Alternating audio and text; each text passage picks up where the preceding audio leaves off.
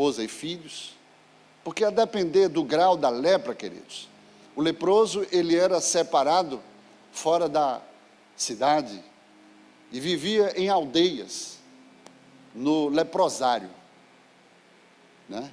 Ele tinha que ser colocado à parte, junto com os leprosos, mas a depender do nível da lepra, ele ainda era permitido viver com muitas restrições, cumprindo muitas regras. Você observa que no livro de Lucas, capítulo, se não me engano, capítulo 5, há duas passagens sobre leprosos. A primeira, um leproso se aproxima de Jesus e ele se inclina diante do mestre e diz assim: olha, Senhor, poder eu sei que tu tens para me curar, basta que apenas tu queiras. Existia uma regra que ele não podia se aproximar de nenhuma pessoa a uma distância de 100 passos, 100 metros.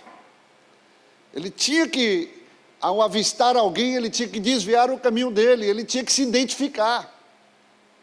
E tinha que dizer, nessa identificação, imundo. Isso é muito humilhante. Você se declarar diante das pessoas imundo. Você já saber que dentro de você é uma pessoa rejeitada, uma pessoa que não tem acesso aos lugares que você desejaria ir, não pode conviver socialmente, nem intimamente, e nem abraçar, nem tocar.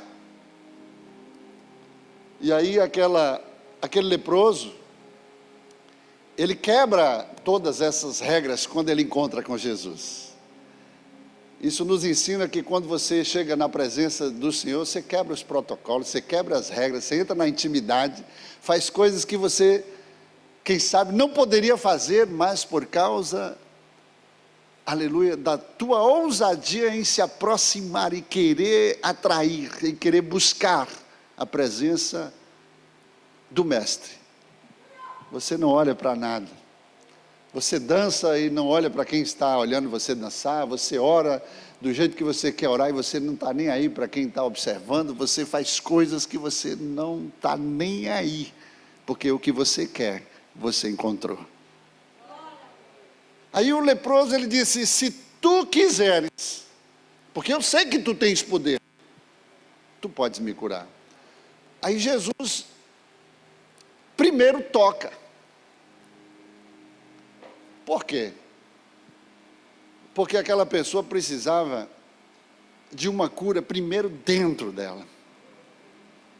Uma cura da alma, uma libertação. Não adianta você ser curado por fora e ser doente por dentro. Não adianta você ser curado de uma lepra externa e ser leproso dentro de você.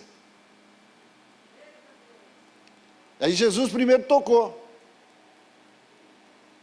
E aí depois ele falou: quero ser limpo. E aquele homem foi curado instantaneamente da sua lepra. Ele foi liberto completamente. O segundo caso dos leprosos que se aproximaram de Jesus, eles obedeceram, porque eles eram religiosos. Talvez ali nove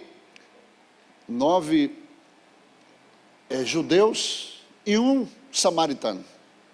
Eles se aproximaram a 100 passos, cumprindo a lei, as regras, e eles clamaram, dizendo: mestre, clamar é gritar, é bradar. Mestre, tem compaixão de nós, pela distância. Eles esperavam que Jesus o chamasse para perto, para tocar sobre ele, para falar alguma coisa, mas Jesus os põe à prova, dizendo: olha, volte, dê meia volta, vá a Jerusalém, se apresentem aos sacerdotes. Queridos, eles conheciam a lei, eles conheciam a palavra, só sabendo, para se apresentar ao sacerdote, porque alguém para se apresentar ao sacerdote, tinha que levar uma oferta, e também para o sacerdote examinar né, a cura. Se apresenta ao sacerdote. E eles creram na palavra. Eles obedeceram. E aqui eu queria chamar a atenção, porque há um sistema de bênção esperando somente você obedecer para acompanhar você e te alcançar. Mesmo que você não veja, mas por causa da obediência e a quem você está obedecendo, aleluia. Irmão, Jesus já tinha dado o sinal, volte, vá até Jerusalém e se apresente ao sacerdote. Já estava dizendo, olha, vocês vão ser curados, você, né, vai se apresentar para ser examinado diante do sacerdote. E eles obedeceram, eles foram a caminho de Jerusalém, eles foram tomados de uma cura instantânea, onde os 10 instantaneamente, ao mesmo tempo, foram curados. Eles olharam, de repente, a pele estava como a de uma criança. 9 continuaram a sua jornada e 1 voltou. E o que voltou, entendeu, queridos, fez uma leitura diferente dos 9. Os 9 judeus, religiosos, fariseus, sei lá, mas o samaritano, em quem menos Jesus talvez esperasse, uma postura, uma decisão. Ele voltou, e a Bíblia diz que ele voltou dando glória a Deus. Ele se aproximando de Jesus, a atitude dele foi se lançar em terra. Antes de falar alguma coisa a Jesus, ele se lançou em terra e prostrado o adorou. E aí Jesus então falou: não foram 10 os que foram curados? Somente este samaritano, que era criador de porcos, e quem menos se esperava, ele voltou para dar glória a Deus, para reconhecer o benefício, para reconhecer que antes de ir ao sacerdote, tinha que primeiro vir ao sacerdote dos sacerdotes.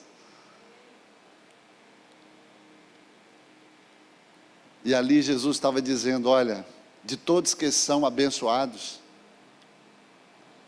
somente 10% são os que reconhecem e que dão glória a Deus.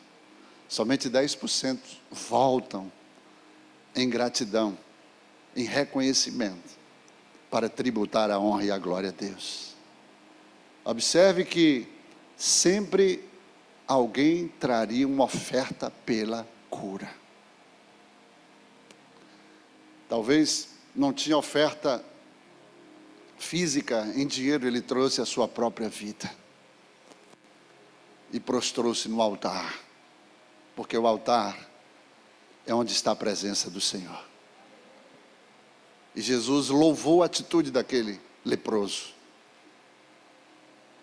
Aqui a Bíblia fala de Naamã, que também foi um leproso. A lepra naquela época era como um câncer que corroía por dentro e por fora, e não tinha cura. E ele tinha que ser, de fato, afastado do convívio social. E Naamã, quando chegava em casa, só quem estava em casa sabia do seu problema. E a serva da esposa de Naamã, então, ao saber do problema do seu senhor, ela chega para a mulher de Naamã e diz: se o meu senhor soubesse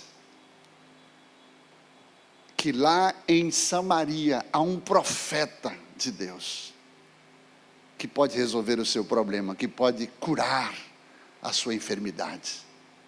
Se ele fosse até este homem de Deus, ele restauraria a sua saúde, restauraria da sua lepra. E aí, a mulher de Naamã foi e falou para Naamã. Abriu-se um caminho, uma porta no mundo espiritual foi aberta através de uma postura de uma menina que tinha tudo para ficar chateada, ficar irritada, amargurada, amaldiçoando aquela família, porque o próprio Naamã, que foi que comandou as tropas em Israel, e trouxe destruição à sua nação, e ainda levou como escrava para a sua própria casa. Mas o que ela fez? Ela não olhou para as circunstâncias. Queridos, eu gosto de gente que não olha para as circunstâncias que está vivendo, mas entende que em tudo, quando há a permissão de Deus, Deus tem um propósito para fazer alguma coisa através da sua vida. É por isso que a Bíblia diz que a gente deve sempre dar graças em tudo. Em tudo dai graças. Não é por tudo, mas é em tudo. Se porventura houve a permissão para você estar numa circunstância, dê graça. Não dê graça pelo que você está passando, mas dá graça no que você está passando, porque você sabe que você não está sozinho. Muitas são as aflições dos justos, mas o Senhor não livra da aflição, mas dá livramento na aflição. Jesus, Ele vai estar sempre, como disse o salmista Davi: ainda que eu venha passar pelo vale da sombra da morte, eu não vou temer mal algum, porque eu sei quem vai estar comigo. Aleluia. Então, queridos, você nunca vai estar sozinho, você está debaixo de uma promessa. Não te deixarei, nem te desampararei, mas eis que estarei contigo todos os dias até a consumação do século. Então, você tem motivos para se alegrar, mesmo passando por dificuldades, mesmo tendo motivos para se entristecer, mas você tem motivo para se alegrar, porque maior é aquele que está com você. É quando você tem os olhos abertos para o mundo espiritual e que você entende que se Deus permitiu alguma coisa, se Deus autorizou alguma coisa para que eu passe por isso, é porque Ele sabe o que está fazendo. Por isso você não pode murmurar, que a murmuração é como se você estivesse desaprovando a condição que Deus está permitindo, mesmo que não seja Ele responsável pelo que você está passando. Porque de que se queixa o homem mortal? De seus próprios pecados. Mas Deus, querido, sempre tem uma segunda oportunidade. Deus sempre tem um outro plano, quando você não está no plano dele. E o plano B de Deus, eu não vou dizer Deus tem plano A, Deus tem plano B, mas Deus tem só um plano, porque Ele faz tudo perfeito. Mas você, quando se desalinha com o plano de Deus, você entra no seu próprio plano, mas Deus não desiste de você, Deus vai até o seu plano para transformar e reverter o jogo, a situação. Amém, queridos? E aí, o